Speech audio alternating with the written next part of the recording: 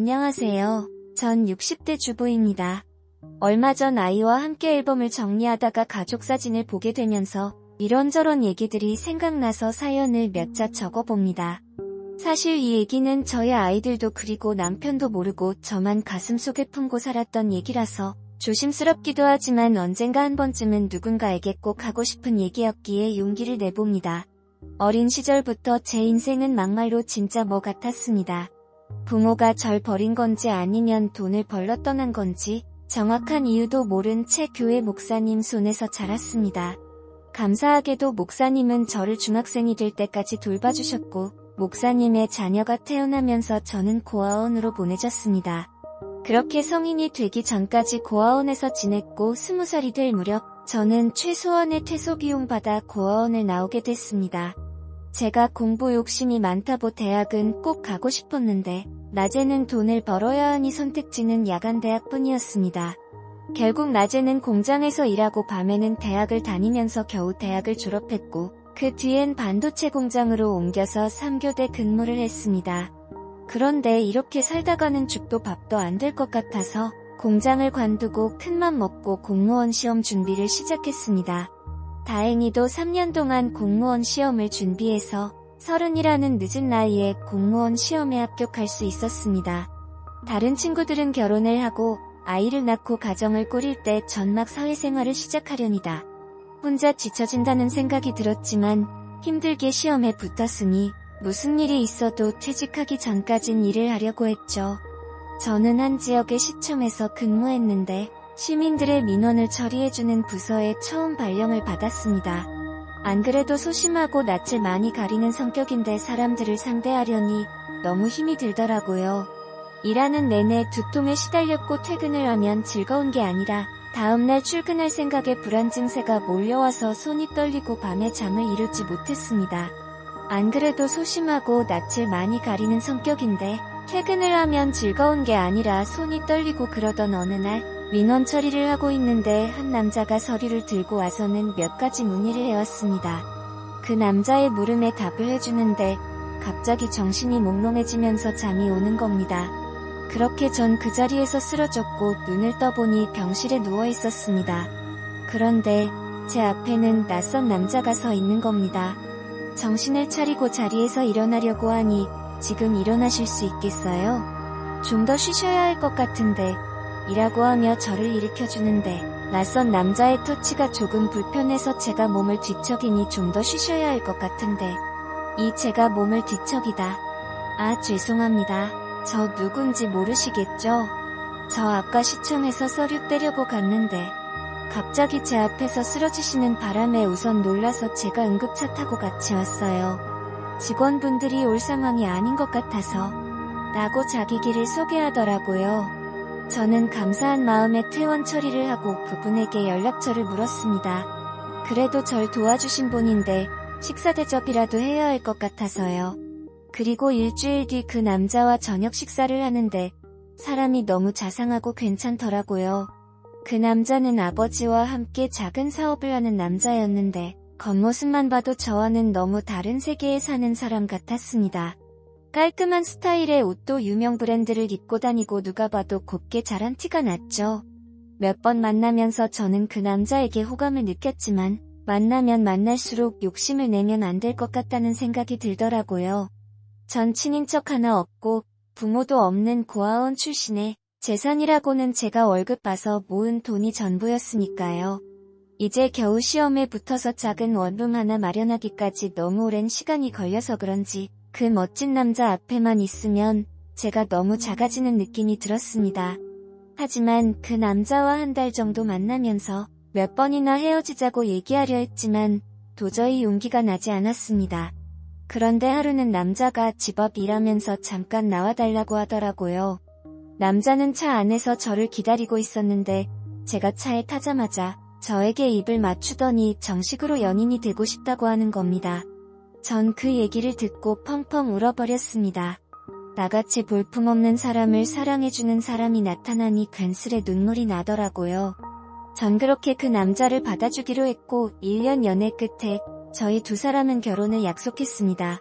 저야 부모님이 안 계셔서 저만 좋으면 결혼을 할 수 있었지만 문제는 남자의 어머니였습니다. 결혼을 반대하는 이유는 단지 제가 고아라는 것 때문이었습니다. 어머님을 이해 못하는 건 아니었지만 고아가 된 게 제 탓도 아니고 절 만나보지도 않겠다고 하시니 솔직히 억울하긴 하더라고요. 하지만 아버지는 달랐습니다. 오히려 제가 고아로 자랐는데 혼자 공부해서 공무원까지 됐다고 하니 따구가 있어 보인다며 저를 먼저 만나보고 싶다고 하셨다는 겁니다. 그렇게 아버님과 처음으로 식사 자리가 마련됐고 저를 보며 환하게 웃어주셨던 미소가 아직도 생각이 납니다. 거기에 술이 한 잔 들어가니 저도 마음이 편해지고 아버님께서 저에게도 말을 놓으시니 마치 이 결혼을 정말 허락받은 것 같은 생각이 들었습니다. 아버님이 잘해주시니 저도 그만큼 해드리려고 정말 많이 노력했습니다. 결혼하기도 전이었지만 먼저 연락도 드리고 선물도 드리고 단둘이 만나서 식사도 하고 아버님은 그런 제가 정말 마음에 드셨는지 얼른 결혼식을 준비하라고 하시더라고요. 어머님은 자기한테 맡기라면서요. 결국 저희 두 사람은 아버님을 등에 업고 결혼식을 올릴 수 있었고 감사하게도 작은 신혼집까지 마련해 주셨습니다. 대신 조건이 있었습니다. 제가 몸이 많이 허약한 편이다 보니 아버님께선 일을 관두고 남편을 내조하길 원하셨습니다. 대신 무슨 일이 생기면 본인에게 바로 얘기하고 책임까지 져주시겠다고 약속을 했지요. 저 말을 듣고 솔직히 고민을 안 했다면 거짓말입니다.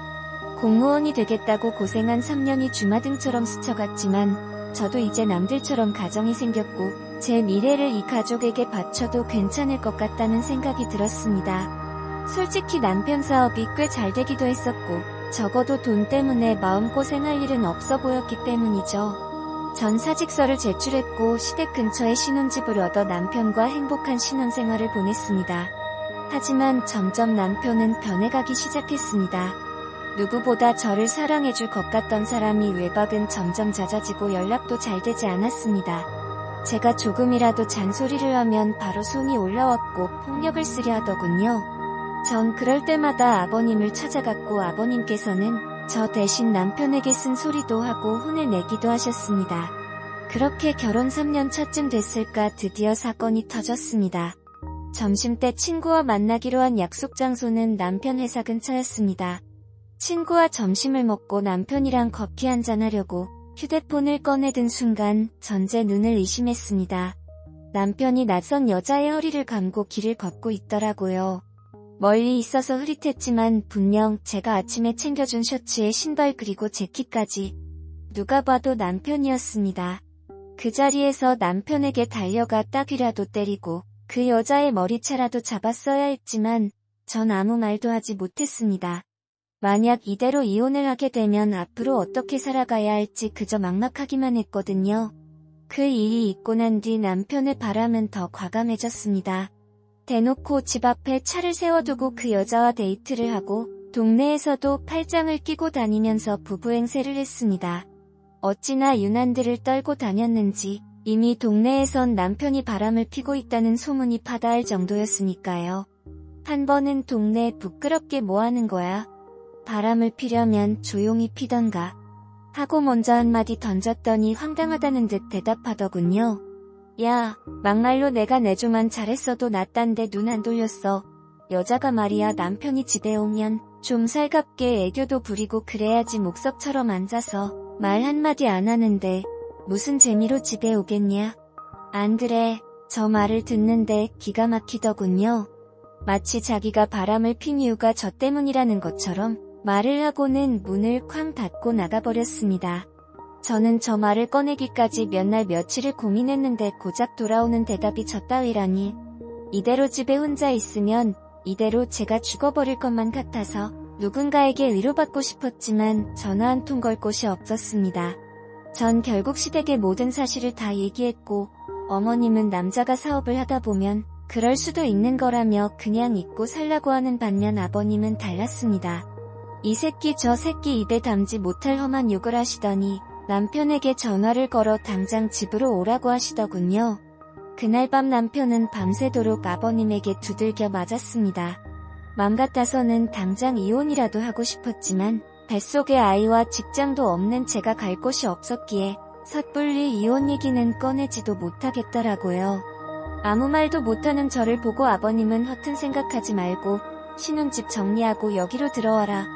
내가 저놈은 무슨 일이 있어도 버릇을 고쳐놓을 테니 나만 믿고 들어와. 라고 하시더군요. 평소 아버님 말이라면 꼼짝을 못하던 남편은 일주일 만에 신혼집을 정리했고 저희 부부는 결국 시댁으로 들어오게 됐습니다. 아버님 말대로 시댁으로 들어오니 남편이 꼼짝을 못하더라고요. 그렇게 5년 정도 그 집에 살면서 아이도 출산했고 크고 작은 사건들은 있었지만 그냥 남들처럼 평범한 날들을 보냈습니다. 저는 평소처럼 아이를 어린이집에 아이를 데려다주고 집으로 돌아오는 오는 길이었습니다. 깜빡하고 열쇠를 안 가지고 와서 밖에서 문을 두들겼는데 인기척이 없는 겁니다. 분명 어머님이 집에 쉴 시간인데 아무 소리도 들리지 않길래 어머님께 전화를 걸었지만 받지 않으시더라고요. 괜스레 불길한 예감이 들어 열쇠 수리공을 불러 문을 땄습니다. 그런데 현관문을 여는 순간 저는 너무 놀라서 제자리에 주저앉아 버렸습니다. 어머님이 가슴을 부여잡고 문 앞에 쓰러져 계시는 겁니다. 놀란 저 대신 열쇠 수리공이 119에 신고를 해주었고 응급차를 타고 가면서 가족들에게 전화를 걸었습니다. 안녕하세요. 전 60제 전화를 받은 가족들이 모두 병원으로 모였지만 이미 병원에 도착했을 때 어머님은 심장은 멈춰 있었습니다. 평소 혈관 질환을 갖고 계셔서 건강에 주의를 했지만 급성 심근경색으로 돌아가셨다는 얘기를 듣게 되었습니다. 너무 갑작스러운 죽음 앞에 가족들 모두 슬픔을 감추지 못했고 아버님은 어머니의 손을 잡고 펑펑 우셨습니다. 그렇게 갑작스레 어머님이 돌아가시고 난 뒤 아버님의 건강도 급격히 안 좋아지기 시작했습니다. 신우들은 이미 결혼을 해서 아버님을 모실 수 없다는 입장이었고 제가 집에 있으니 요양보호사는 부르지 말자고 하더군요. 결국 전 아버님과 함께 살며 아버님의 수발을 들었습니다. 매니마다 식사를 챙겨드리는 것은 기본이었고 관절염이 심해지셔서 거동이 불편하신 아버님은 휠체어 생활을 하셨는데 화장실에 가실 때나 밖에 볼 일이 있으실 때도 항상 제가 아버님을 모시고 다녔습니다. 솔직히 처음 5년은 왜 내가 이런 일을 해야 싶은 생각에 도망치고 싶고 아버님이 원망스럽기도 했습니다. 돈이 없는 집도 아니고 누가 나한테 월급을 주는 것도 아닌데 자식들도 안 하는 걸 며느리인 제가 하고 있으니 가끔 투정을 부리고 화를 내는 저를 보면서 아버님도 제게 죄스러운 마음이 드셨나 봅니다. 제가 짜증을 내도 아버님은 저에게 미안하다는 말을 달고 사셨습니다. 하루는 제발 요양원으로 보내달라고 통사정하시는데 저 때문인 것 같아서 눈물이 다 나더라고요. 결국 아버님께 제가 할 수 있을 때까진 모시겠다고 약속을 드렸죠. 그렇게 아버님을 모시고 산 지 15년이라는 세월이 흘렀습니다. 서로 살부비며 살다 보니 아빠와 딸처럼 정말 막역한 사이가 되었고 신기하게도 아버님이 점점 건강을 되찾으시는 게 눈에 보였습니다. 낮에는 저랑 같이 밖에 나가서 같이 산책도 하고 바람도 좀 쐬면서 즐거운 시간을 보내는 반면 밤만 되면 저랑 남편을 빤히 저를 쳐다보시기만 하고 묻는 말에는 대답도 하지 않으시더라고요. 그리고 새벽부터 일어나서는 방 안에서 혼자 어머님의 이름을 부르면서 막 울부짖기도 하셨습니다. 하루는 남편이 조심스럽게 먼저 제게 말을 꺼내더라고요. 여보, 내 생각엔 아버지 치매 같은데 좀 이상하잖아. 대답도 잘 안 하고 말도 잘 못 알아듣는 것 같은데? 낮에 시간 될 때 당신이 모시고 병원 좀 가봐. 거참 노인네 이젠 하다하다 머리가 말썽이네. 라고 하는 겁니다. 제가 치매 노인을 겪어본 적은 없지만 치매라기엔 아버님은 저와 대화도 잘하시고 장난도 잘 치셨는데 남편이 저렇게 얘기하는 걸 보니 맞는 것 같기도 하고 좀처럼 감을 잡을 수가 없더라고요. 날이 밝으면 아버님을 모시고 병원에 가야 하나 생각하고 침대에 누워 잠이 들려는데 밖에서 인기척이 들리는 겁니다. 남편은 제 옆에 누워 코를 골며 자고 있고 인기척이라면 아버님뿐인데 뭐가 필요하신가 싶어 밖에 나왔더니 후다닥 방으로 들어가시더라고요. 그 다음날도 또 다음날도 아버님은 밤마다 제 방 앞에서 서성이시다가 제가 나오면 다시 방으로 들어가셨습니다. 왜 저러시는 건지 궁금하면서도 별별 생각이 다 들더군요. 어머님이 일찍 돌아가신 후로 외로워서 저러시는 건지 뭐가 필요하신데 말을 못하시는 건지 저는 걱정스런 마음에 거실에서 아버님을 기다리기로 했습니다. 졸린 눈을 비비면서 아버님을 기다리고 있는데 새벽 1시가 넘어서야 아버님이 방에서 나오시더라고요. 그런데 이상하게도 저를 보고는 놀라지도 않으시는 겁니다. 제가 작은 목소리로 아버님 뭐 필요한 거 있으세요? 저한테 말씀하세요. 라고 했더니 아버님이 제 옆에 앉으시더니 제 손을 꼭 잡으시는 겁니다. 그리고는 내가 나를 기다리고 있을 줄 알았다. 라고 하시는데 처음엔 무슨 말씀을 하시는 건지 이해가 잘 되지 않았습니다. 그런데 갑자기 아버님이 눈물을 뚝뚝 흘리시는 겁니다. 큰 소리로 울지는 못하시고 숨죽여서 꼭꼭대시는데 저까지도 눈물이 나더라고요. 저는 이유도 모른 채 아버님을 위로해드렸고 아버님은 힘들게 입을 여셨습니다. 희정아 정말 고맙다. 내가 너한테 정말 고마워서 은혜를 어떻게 갚아야 할지도 모르겠다. 그리고 정말 고생 많았다. 내가 한 번은 꼭 말해야지 생각을 했는데 정말 고생 많았다 라고 말씀해 주시더라고요. 15년이 넘는 시간 동안 아버님을 모시고 살았지만 미안하다는 말뿐 고맙다거나 고생했다는 말은 한 번도 해주신 적이 없으셨거든요. 제가 아버님 앞에서 울자 아버님은 저를 꼭 안아주셨습니다. 그리고는 몇 시간 동안 이런저런 얘기들을 나눴지요. 그리고는 동이 틀 무렵 아버님은 저에게 작은 종이 한 장을 보여주셨습니다. 그 종이 속에는 유언장이라는 세 글자가 적혀 있었습니다. 그리고 그 유언장에 적힌 내용을 보고 저는 깜짝 놀랄 수밖에 없었습니다. 아버님이 가지고 계신 재산의 일부만 남겨두고 모두 저에게 위임하고 싶다는 내용이었습니다. 가슴에 손을 얹고 저는 돈을 바라고 아버님을 모신 것이 아니라 정말 제 아버지라는 생각으로 아버님을 모신 건데 그 유언장을 보고 마음이 너무 무거워졌습니다. 아버님 제가 이런 걸 바라고 아버님과 함께 지낸 게 아니에요. 아버님은 그냥 제 아버지나 다름없으시고 제가 잘해드린 것도 없는데 라며 말끝을 흐렸지요. 그럼 알지. 내가 왜 그걸 모르겠니? 자식들도 다 마다한 걸 며느리인 내가 해줬으니 거절 말고 받아라. 내 평생 은혜를 갚으려면 이걸로도 많이 부족하다만 이렇게라도 해야 내 마음이 편할지 싶다. 말씀하시고는 방으로 들어가셨습니다. 그 일이 있고 난 뒤 저 남편 아버님 모두 아무 일 없다는 듯 평범하게 지냈습니다. 저도 아버님도 그날 일에 대해서는 얘기를 꺼내지 않았지요. 그리고 3년 뒤쯤 아버님의 아침상을 차려서 방으로 가지고 들어갔는데 아버님께서 누워서 눈만 껌뻑껌뻑 하시는 겁니다. 아버님 일어나서 식사 드세요. 마늘장아찌 좋아하셔서 그거 만들었어요. 하고 말씀드리는 순간 헛기침을 크게 하시더니 그 자리에서 숨을 거두셨습니다. 저는 아버님을 끌어안고 펑펑 울었고 결국 아버님의 임종을 지킨 며느리가 됐습니다. 아버님 장례를 치르고 물건들을 정리하는데 신우들이 집으로 몰려왔습니다. 아버지 유언장을 발견했다는데 신우가 갖고 있는 유언장에는 재산의 10%를 자식 셋이 나눠 갖고 나머지는 아버님께서 평생 후원해 오신 보육원이 기부를 하겠다는 내용이었습니다. 그 유언장을 보고는 세 남매는 아버님을 원망하는 곡소리를 냈고 그 모습을 보면서 저는 그 모습을 멀뚱멀뚱 바라만 보고 있었습니다. 물론 아버님이 제게 주신 유언장 얘기는 굳이 하지 않았지요.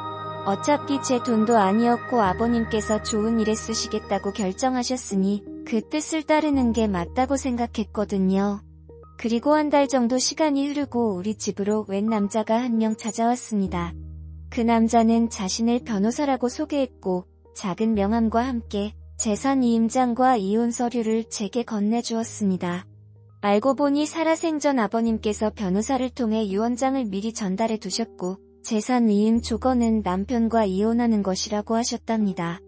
이 사실은 돌아가신 아버님과 변호사 그리고 저만 알고 있으니 걱정하지 말라고 얘기하시는데 전 그 자리에 주저앉아 펑펑 울어버렸습니다.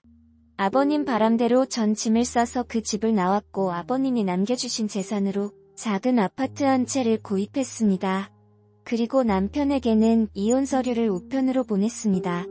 다행인지 불행인지 남편은 별말 없이 동의했고 저희 부부는 그렇게 합의하에 이혼을 하게 됐지요.